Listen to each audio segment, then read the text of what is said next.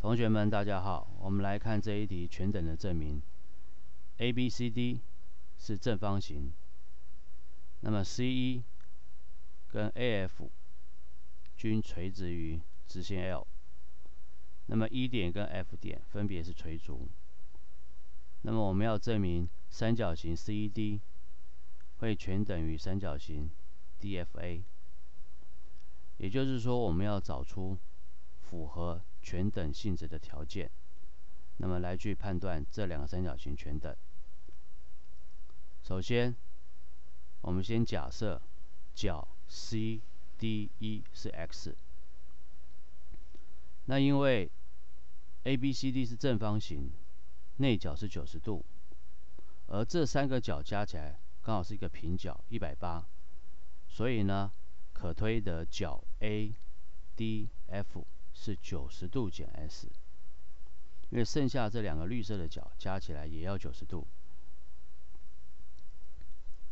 在这个假设之下呢，我们可推得角 DCE 是90度减 s， 因为 CE 会垂直 L， 这是一个90度，所以这两个角加起来也要90度，所以角 DCE 是90度减 s。相同的道理，我们可以推得角 DAF 是 x。再来 ，ABCD 是正方形，所以呢，它们的边长是相等的，所以可以得到线段 CD 等于线段 AD。所以呢，我们可以根据 AAS 全等性质呢，可以证明出三角形 CED 会全等于三角形 DFA。我们再来检查一下全等的条件有没有符合 AAS。第一个，这两个三角形的直角对直角，那就第一个 A。第二个，角 ECD 是90度减 s，